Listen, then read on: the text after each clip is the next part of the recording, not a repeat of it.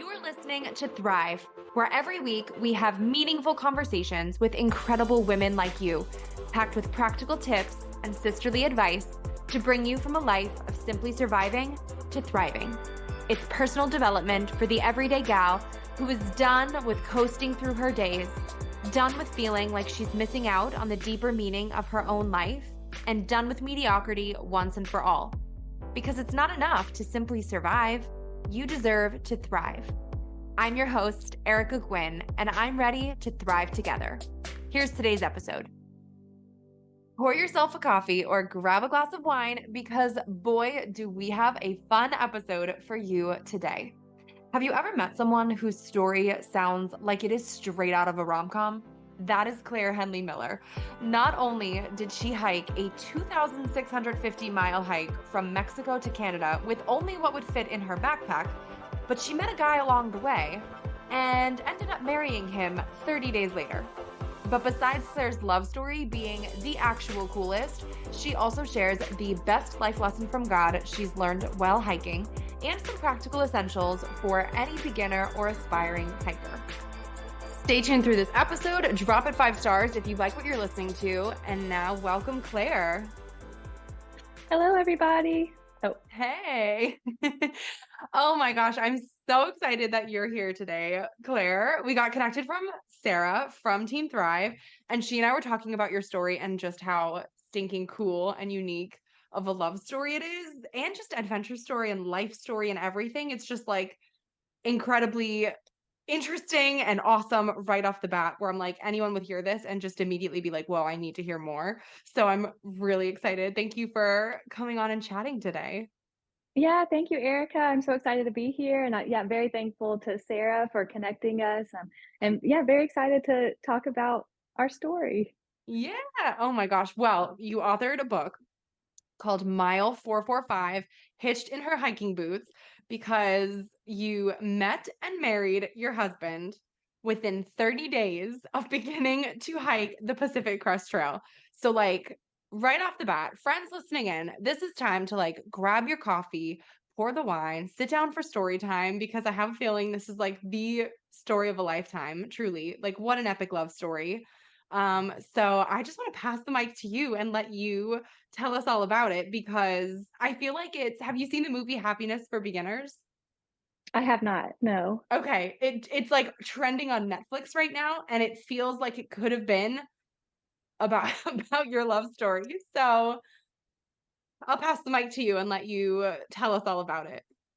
Sure, sure. Well, I'll have to check out that movie, Happiness for Beginners.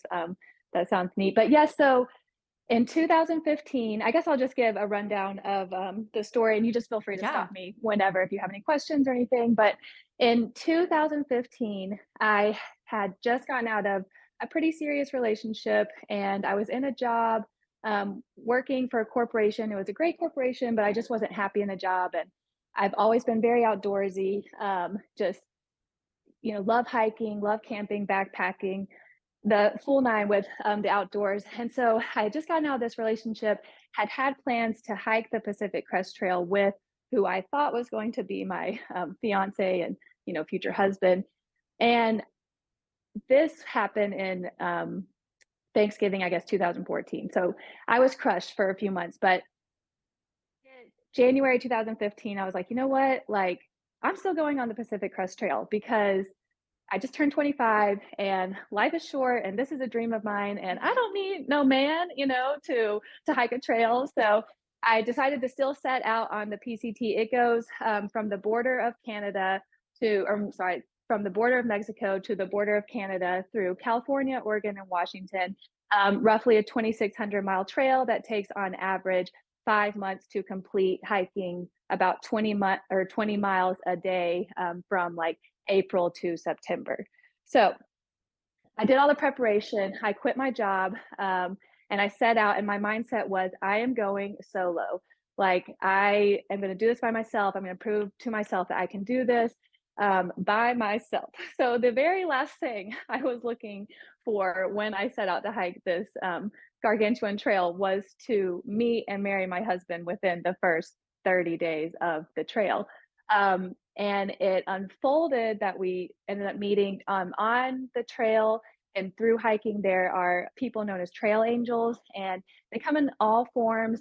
People who will, you know, set up on the side of the trail where there's a road crossing and like give you wine and or cheese or snacks or yummy drinks, just like fun stuff like that. Or people who go even further who will actually welcome you into their homes and like let you stay the night, take a shower, wash your clothes, because the towns that you come to are few and far between. Like on average, you're hiking on the PCT, I would say between like 3 to 5 days or so before you hit a town, probably more like 5 days. But yeah, so some of the most famous trail angels on the PCT, they're known as Scout and Frodo. They're a retired couple. They were probably in their 60s or so, early 60s, when Caleb, my husband, and I started the trail. And it just so happened, like, I'm from Tennessee.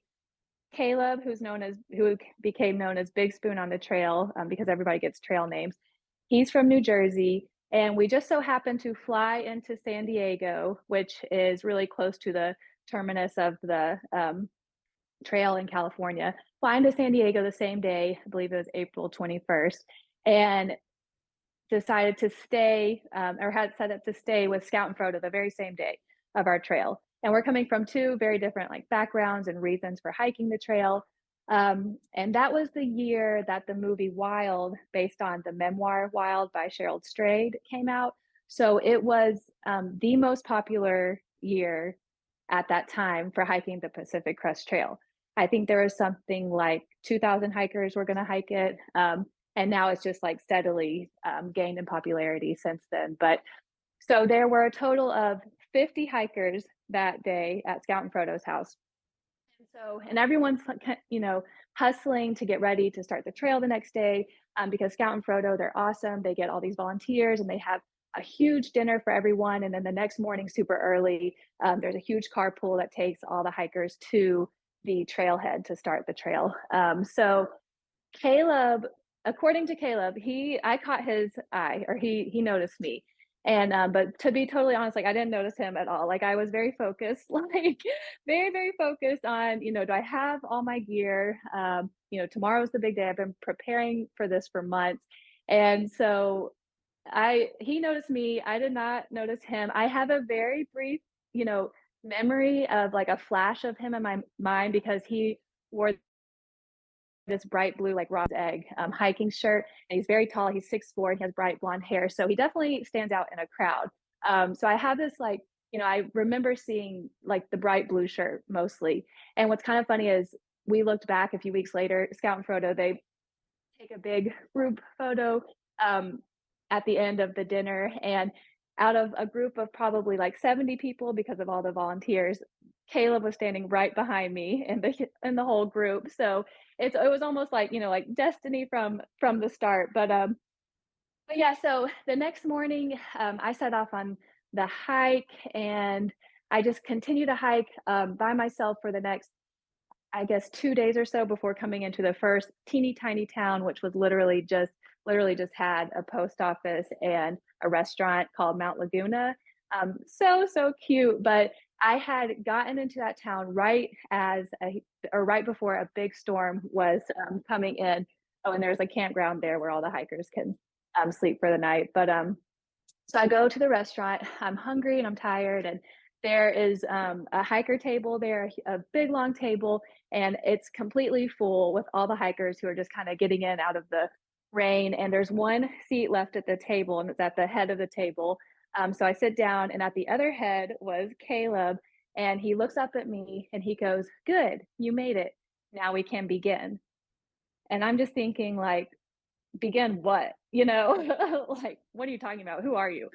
And so, fast forward after dinner, he catches up to me. He's like, a few other hikers and we got a cabin. We pitched in for a cabin to stay out of the storm if you want to stay with us. And I was like, no, no, no.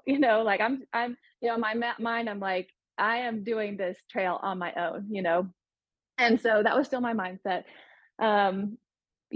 I fast forward a few more days, I continue to hike the trail by myself. By this point in time, about 5 days into the trail, I hooked up with a couple girls known on the trail. Their trail names were Pandora and Salt Lick, and we kind of became a team. We called ourselves the Tally Hoes, which is another story, but it's in the book. And it was really fun. Like, I mean, I went into this trail thinking I'm just doing it by myself, but came to realize through meeting Pandora and Salt Lick and hiking with them, like, oh, it's so much richer with other people, you know, with the people, just with your kindred people who came into it with like a like-minded goals. And so it just became so fun. It felt like, you know, just one super long slumber party. And you're in the raw too, like you are, so you're just like your true self is completely exposed, you know, because we were in 100-degree desert heat, and water sources were very far apart. You know, you have to use the bathroom in the woods, and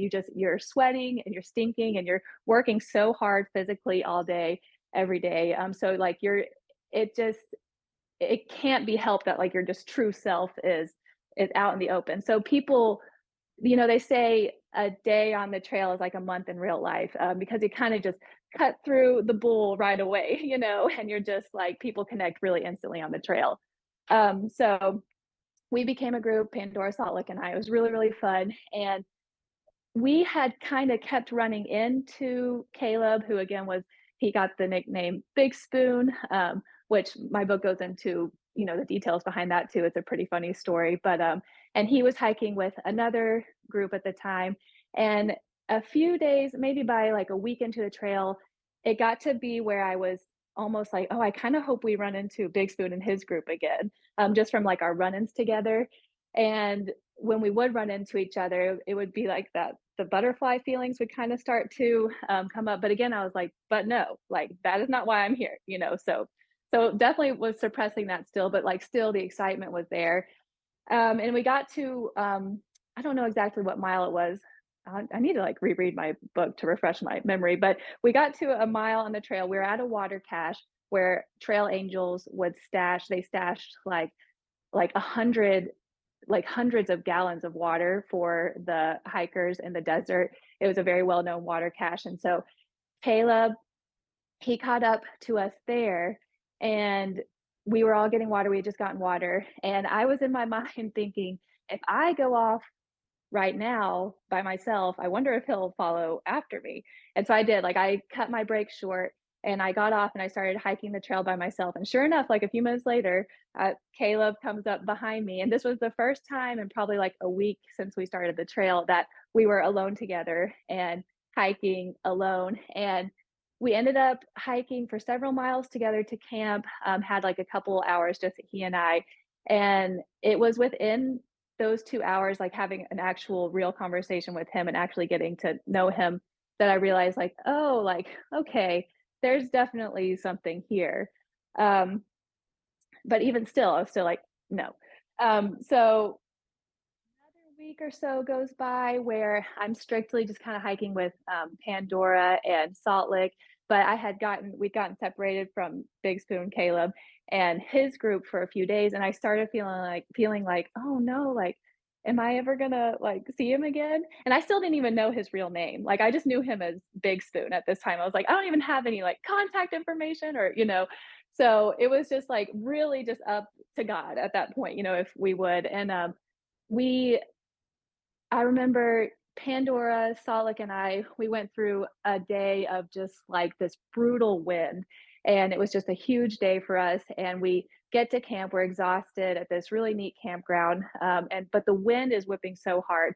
And that very same night, I didn't know at the time, but Caleb had caught up to us. He'd apparently hiked like 27 miles or something like that to like try to specifically catch up to us. And it wasn't until the next day that we got to camp that when we were all like about to turn in for the night, we hear someone come up the trail and we're like, who could that be? It's so late. And it was Caleb. And I just remember thinking like, ah, you know, like he made it, you know, I was just so excited. And so anyways, that night he built a big fire for everyone. One of his skills is he's really good at fire. And it was such a beacon of hope for us because it was a really, really unusually cold night for being in the California desert. And I mean, we were just freezing and everyone was just exhausted. And he comes down, we get down in this little embankment by the creek, and he builds this giant fire. And it was just like, it was so wonderful. And even that fire, I was like, okay, like that's really cool too. Like he's building fire, you know, like taking us back to our like our primal instincts of, you know, male woman connections, you know. But that night I had a dream in my tent of I was searching through this really beautiful misty field, and I couldn't really see anything because the mist was so heavy. But in this field, like the grass was so green and something was shining really, really brightly out of the grass. And I go up to it and I bend down and I pick it up, and it's this really beautiful, like crystal-esque diamond.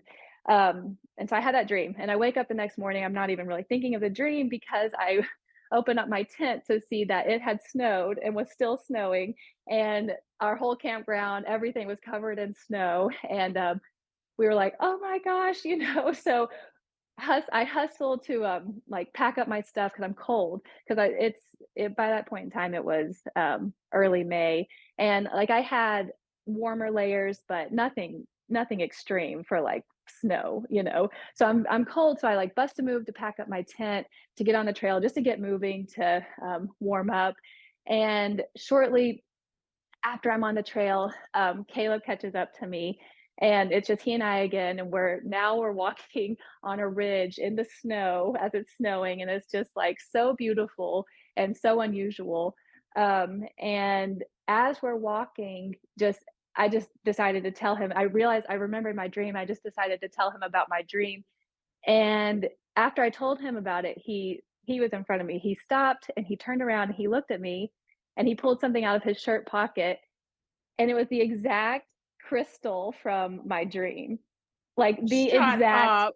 Yes, Oh no, my gosh. I know. So I'm just like, I'm even now telling the story just covered in goosebumps, but I'm just I like, just got what? goosebumps. Yes, yes. I'm like, what is this? And the story behind the crystal is his mom, who's like really, really into rocks and geology. She had bought that specifically for him to carry on the trail, kind of as like his, you know, like token of safety and protection. And so, which is really cool that it came from her too, who I've just grown to love so much as my own mother over the years. But yeah, so that happens, and he and I are just like, "What?" And, you know, kinda long story short, fast forward, after that point in time, I would say we were just inseparable. It just became known, like, I think it was around that time or maybe shortly after that time, I just realized, like, I just knew, like, "Oh, this is the man, like, God has picked out for me to marry." Like, "Oh, like, I get it, and that's why it didn't work out with this other dude, you know, way back when, like, this is why." And so I have this realization, this knowledge, and I guess another week goes by, so we're at this point in time, like 3 weeks into the trail, and we come to this town called Wrightwood, staying in this super cute little cabin. Just all these little mountain towns are just the cutest little, like, most romantic towns, you know, ever. And we had just, like, restocked on groceries, and we're walking back to, I guess at this point in time, we're in the cabin, but he just looks at me, he's like, you know, "Let's get married, let's elope." And I'm just thinking, you know, I was thinking by this point in time, I knew, like, I know I'm gonna marry this man, but in my head, I'm thinking, "We'll finish the trail, we'll go back to Tennessee, we'll meet our parents, you know, we'll have a traditional wedding." But here we are now in Wrightwood, in the cabin, he's saying, "Let's elope." And I didn't really skip a beat, I was like, "Okay, let's do it," you know? Okay. So, Caleb is a very like, if he has a task, he's gonna, like, tackle that task and get it done. So, the next few days were really just a whirlwind of him figuring out where can we get a marriage license, and how can we get married. And about 4 days or so after us deciding we would just elope, we found out that in the town of Acton, I'm sorry, the town of Lancaster, which is outside of Los Angeles and really close to the trail where we were in Acton, there was a county clerk's office where on Fridays, not only could you get the marriage certificate, but you could also get married on Fridays. And so it was a Thursday that we discovered this place, and we were just about like 20 miles outside of, or 20 miles from Lancaster. So we're like, okay, we just have to figure out how to get from the Acton KOA. We're at a Campground of America at that point in time, which was just right off the trail. How to get from the Acton KOA to Lancaster to get our marriage license and get married. Just, knock it out. Um, and it just so happened that there was another really well-known trail angel in that area, trail angel Mary. I may have changed her name in my book, but um, she caught wind of our story, and she was like, I want to drive them to their wedding tomorrow.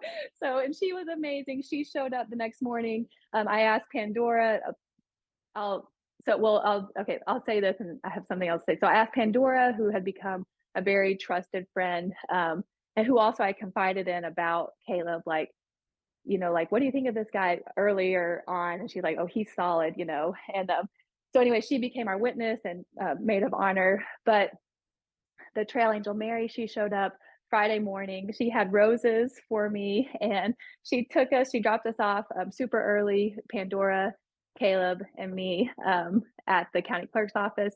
Left, came back with these really like fancy Starbucks drinks for us while we're waiting, because we were like first in line before they even opened to get in there, because we were like on a mission, And everything just unfolded so smoothly and beautifully. It was really cool. But what I wanted to say, so before we got married, a few days before, we told the people who'd become our good friends on the trail, and we definitely experienced a lot of resistance. And like one of our good friends even said, like, well, divorces are expensive. And it's like understandably so, because we had just known each other like, you know, less than 4 weeks basically. But so we ended up getting a lot of like flack for it, but Pandora stayed by our side. And it was an interesting dynamics after people found out we were going to get married. But we knew, like, and we tell people to stay, like, it's not right for everybody, but it was definitely right for us. And yeah, so, and now we've been married 8 years and 3 kids later and still going strong. But so Honestly, that's the story of of us meeting and getting married. Yeah. and honestly, that is a rom-com right there. Like, somebody call up Netflix, call up the Hallmark Channel, give you guys the deal, Yeah. because that is that is perfect. Okay, so what what made you that confident in, like, looking back? I know you said obviously like a day on the trail is like a month in the real world, which I can totally see why. But was there something specific that you feel like the two of you each kind of felt or clung to, or do you think it was really just a deeper feeling of knowing that God gave you in that moment, like, this is your person? Yes, yeah, that's a really good question. And I've even reflected on that too. It really was like we're on the trail, and once we really started to hike more and more together, I guess it was probably, 2 solid weeks of us hiking almost every day together. And I mean, we're just from sun up to sundown doing everything together to survive basically in these really harsh conditions, but also in this really spectacular place. And I just had like, I have had the feeling of falling in love before, and this was so different. Not that I didn't, fall in love with him or have those feelings of, that warm, tingly feelings of love, but it was just I really I don't know that I can really explain it that well, but it was just such this profound knowledge of, like, this is the man God has set apart for me to marry. Like, this is him. And I know not everybody experiences that. And that's okay, but that just in my experience, this was what it was. Again, like, I never thought, so let's go get married right now, Caleb, but it was just this. And I mean, apart from that knowledge, like, he and I have very similar interests, like, and we both, we're both Christians, which is very important to us. And I mean, we just get along really, really well. I'm the oldest in my family, and he's the youngest. And I think that had just created a really neat balance with the two of us. He's he's a very he's a very kind and interesting person. He's really into fossil hunting, and he's just very active with the outdoors. And like I said, I've always been very outdoorsy. So just apart from like the more supernatural aspect of it all, like, we have a ton of common interests and goals, we just got along from the get-go once I, like, let down my guard, we got along really, really well. It's just always even still, it's always just so easy to not that we don't fight, we don't it's not a perfect marriage. I'm not perfect, he's not perfect, but, it's just easy to be with him, things are just easy, but yeah, does that answer your question? Kind of. Oh, yeah. No, I Yeah. love it, I love it. What do you think was kind of, like, the coolest thing that you have learned, maybe on that hike or just hiking in general? Because I feel like I love hearing stories like that when people are so in tune with nature and just, like, you get so in tune with yourself and other people, and it's just such a cool opportunity to kind of have divine downloads from God and, like, learn things about his character in so many different ways. So has there been anything in particular that you think has really stood out to you as like, ooh, a really special lesson learned because of specifically all of your different outdoor adventures?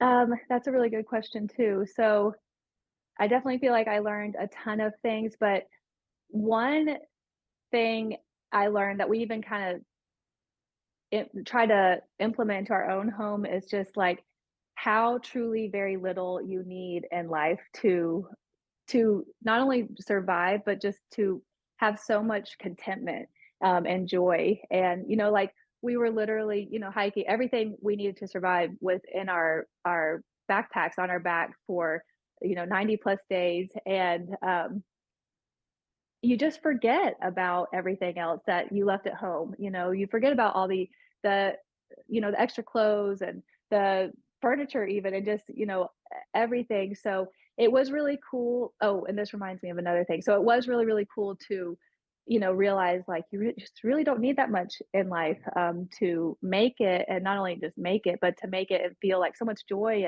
and contentment. But so kind of leading into that was there was a ton of like faith that went in, like having to put our trust that went into going on the trail, because there are a lot of places where once you get to like a trail crossing or where you're trying to get into town, like town is several miles away from the trail.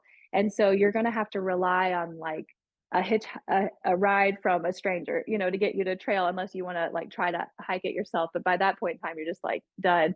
And I know there were more than one trail crossings coming into town where people are like, like good luck getting a hitch. Like no one drives up here, like you're gonna just have to end up hiking. And Caleb and I would just like I would just be praying like, God, please provide for us what we need, And several instances, it would almost be like we're walking up and the car would just come. And it's like, not that God is a magical, like, you ask, I give you right away, God, but it was just such an example of his provision for his children, like how he will take care of you. You just have to have faith and go, and you will be provided for. That even reminds me of another story on the trail before I even met or started hiking with Caleb. I left from the first town, Mount Laguna, to hike onto the next little spot, and everyone, I think I was the only one, maybe the only hiker who left that afternoon. But I was just so my mindset was like, I just want to keep going. I still have some energy left, but a huge storm was coming in, and if I knew what I know now, I would have totally stayed at the town. But I thought, oh, it's only 4 miles. Like I can just crank that out and be at camp and it'll be fine. But no, I got caught in the storm, and it was terrifying because I was on top. I was on the ridge line, completely exposed. No trees around. And this huge storm comes in, like lightning, thunder, rain. The wind, though, the wind was the really, really scary part because it was just this extremely heavy wind. And I'm like, it even ripped the rain cover off my pack and that went flying down the mountain. And I'm just like, this wind is going to send me off the mountain. And so I'm like, I don't know what to do because I can't set up camp because it's too exposed, but I don't want to keep going, and risk like the storm getting worse. And so I didn't know if I should like turn back. And I'm praying right in that moment, like, God, please tell me what to do. And right in that moment, I looked down, and in the sand where in all caps was hike on. And so, some hiker earlier in the day had written that, but it was literally, I mean, maybe not, Wow. but it was literally at the moment, I'm like, God, please tell me what to do. and I look down, it's at my feet, hike on. And so I hike on, and not even 5 minutes later, I'm descending the mountain. I'm back in the tree cover, and I've reached safety basically. So yeah, I think one of the biggest lessons I learned from the trail is like God will take care of you. You know, just put don't be afraid to trust God because He loves us and He wants to provide for us, and He will. That's awesome. And what's so cool about that too is, I mean, granted, not everyone is in a situation like this all the time, but you were truly in a situation of just total forced surrender, where it was literally like life or death surrender. And I feel like so Yes. many times a lot of us will think that we are surrendering everything to God, but like we're actually kind of white knuckling on the reins ourselves and still exercising our own control or still having doubts or something. It's like rare where you are given the gift of an opportunity like that to truly be completely helpless and be like, all right, God, I need you to show up because otherwise it literally might be life or death or like Yes. it's completely out of your control and you really get to just come at it from a position of a full faith, totally open heart just to see what God can do. So that is so cool. Yeah, thank you, and that's so true, yeah, like, whether you want to or not, like, you have no other option at this point in time. Yeah, and it is true, you know, you hear all the time, it's like some of the hardest moments in your life, you know, it's like when you cling to God the most, and that on the trail definitely for me, definitely proved that to be true. Yeah. I love that. Oh my gosh. From a hiking perspective, since you had mentioned it took like months of preparation, and I mean, I can't even fathom how you would begin preparing for something of of that extent. What did preparation actually look like for that? Like, how do you? Obviously you've been hiking for so long, this you probably knew a lot going into it already. But like, how did you wrap your brain around preparing for something like that? Yes, yeah, no, so it was a huge undertaking, and, I'm a very type A person too, so I was like, I wanna get it, like, exactly right, you know, so I can feel, you know, at peace and confident to go on this, hike. So I feel like I started, like, seriously preparing in January or, like, early January to start the hike late April, so about 5 months-ish of preparation, and I started with, Yogi's Pacific Crest Trail Handbook. Yogi, she's a woman. She's a triple crowner, which means she's hiked the Appalachian Trail, the Pacific Crest Trail, and the Continental Divide Trail. Three of the maybe the biggest through hikes in America. So a ton of knowledge about through hiking, and she wrote a handbook that I mean, you couldn't at the time, you couldn't find a more detail-oriented, like, guide. So I devoured that handbook as if it was, like, the holy bible of the PCT, and she gave a ton of good tips. I found, like, all my maps from her, and I figured out, like, what type of gear to pack, and I wanted to go into it light, like, not necessarily an ultralight backpacker, because they're super hardcore. Like some of these ultralighters, like won't even bring tents. Maybe they'll just bring a tarp and like use their trekking pole to set it up. But like I had my little tent, but I figured out like what gear to get that was lightweight, that wouldn't weigh me down too much. Because like especially in the desert, you're carrying a lot of water because the water sources are so far apart from each other, and water is very heavy. And then you have your food too. So I figured out like lightweight gear to get, and I tested that on a few solo backpacking trips and hiking trips, and felt confident with that. And my initial plan was to do mail drops, meat. So I bought a bunch of food, like dry food in bulk, and I spent several hours dividing this food up into little boxes that I pre-labeled for which town to go to. My dad, he was like the official mailer. He was the one who's my support from home. Who, when I would get close to each town, he would make sure that my package was sent to the correct post office, so I'd get it. But after a few times of doing the mail drops and going to the post office and getting the boxes and all that, um, Caleb and I realized like one, we're tired of this food, and two, we're finding like everything we need at the towns, you know, each town. And it was just so we just kind of eliminated that hassle from our lives, and we just had because he was kind of doing something similar with his mom. So we had our parents just stop sending us the food, and we just ended up getting food along the way. But yeah, other preparations.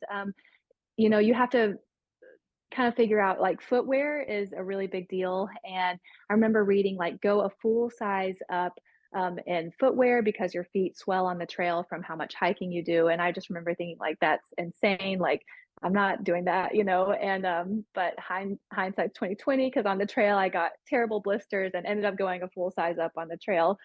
So if anyone out there is looking to through hike, like go that full size up from the get go and save yourself some pain. Um, but yeah, other than that, it was really just dialing in like food, figuring out food and like maps. I liked knowing that I was going by myself. I liked knowing ahead of time, like around what time will I be getting into each trail. I mean, not trail town. Um, if I stick to the schedule of like roughly 20 miles a day. So I liked having that in mind. And um, I believe I even wrote out a schedule for my parents just to kind of have a rough idea of where I might be if they couldn't get a hold of me. I did have a little GPS tracking system that at night I would send the signal. I would just set it up, send a signal, and it would send an email to my parents with like my exact location. And so that gave everyone a bunch of peace of mind too, just having that as a little backup. But yeah, food, gear, and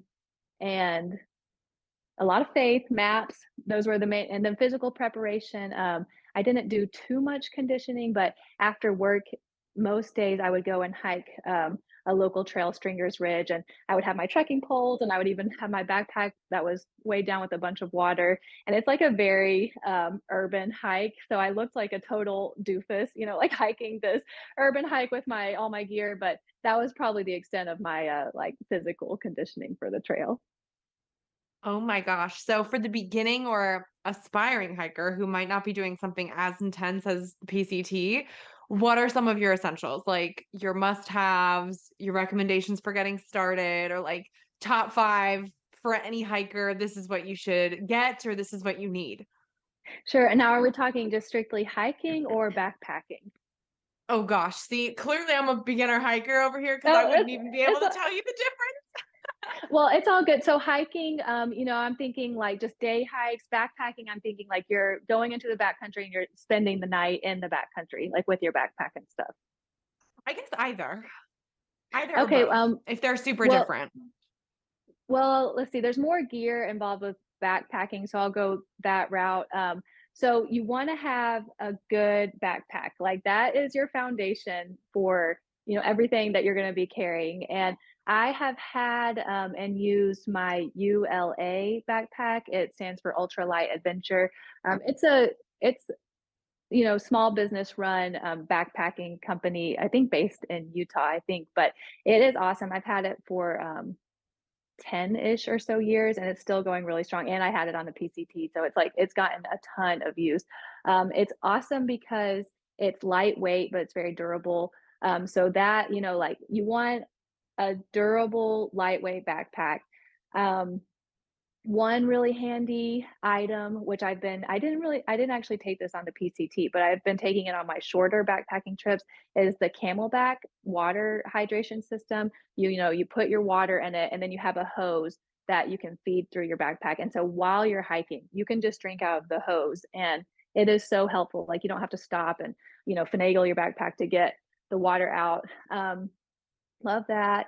And let's see, backpacking again, you want to have a really good tent. I have loved, loved, loved my MSR Hubba single person Hubba tent. Big Agnes makes really, really awesome tents too. And footwear is key, but I prefer trail runners on the trail. Some people might want actual hiking boots. So that's totally, somebody's preference in terms of footwear, but that's very key too. You want to make sure you're comfortable and it's not too small, so you don't get all the blisters. And I would also recommend if you're going on longer hikes, trekking poles, which there can be a lot of people don't like to use trekking poles, one, because they think they might look silly, but when you're especially carrying a backpack with all your gear in it, they offer so much stability. They give your legs a break and they kind of even give your arms a workout too. So definitely highly recommend trekking poles, and Lecky, Leki, they make a really good trekking pole. Okay, so did you ever have any scary encounters with like bears or something like that? Because I feel like that's you were on that trail for so long. I'm like, you must have like run into something along the way, right? Or like that's like my first fear is, oh my gosh, you're just pitching a tent in the middle of nowhere and you're doing it by yourself and there must be like lions and tigers and bears, oh my, on the trail, right? Yes, yeah. So no scary bear encounters, although we did see bears in the town of Red Red something. Oh gosh, it's Red Sun. It's in California. It's near Tuolumne Falls, I believe. But anyways, we were at a campground, and it was actually really funny.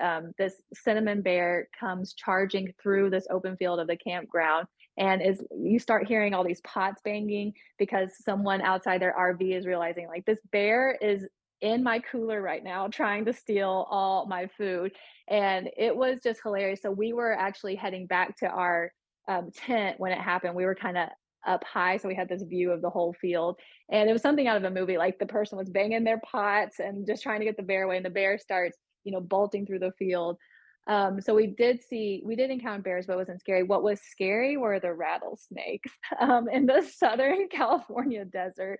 We probably came upon three maybe on the trail, and they like to sun out on the trail because it's exposed, it's in the sun, and so you don't really and they blend in, so you don't really see them until you're, like, right about to step on them, and no one like and I grew up in Tennessee where you kinda have to watch out for, water moccasins and copperheads and even rattlesnakes, and I never knew anyone who had gotten bit by a snake. I had never had a scary snake encounter, but on the trail when, we came upon the rattlesnakes, it's very, like, it's hair-raising, but they just instantly they don't want to hurt you, so they instantly just, for the most part, bolted. I think it's if you, like, accidentally actually step on a snake that they're probably gonna retaliate, but yeah, so that was scary seeing the and cool. It was also really cool, but it was also like, like, "Go on, Yeah. rattlesnakes."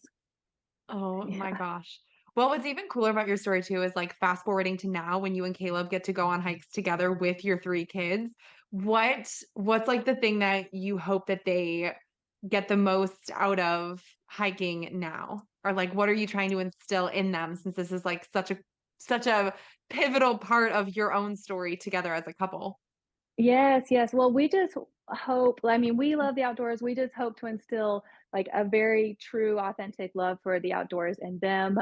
It for us, we feel like it's easiest to take them on hikes versus, like, somewhere in public. It's just, like, there's just endless things for them to see and explore, and, like, the childlike wonder, in a child is just so beautiful even as an adult to watch because it's like every little thing they're just so curious about and interested in. And even for us as parents, I feel like it's helping us grow a deeper appreciation and love for nature. But yeah, like I hope it's not going to be a case where, you know, years down the road, we're like, hey, we're going to hike. And they're like, no, like I'm burned out on that. I hope it's going to be the case of, oh, good, where are we going? Like let's hit it.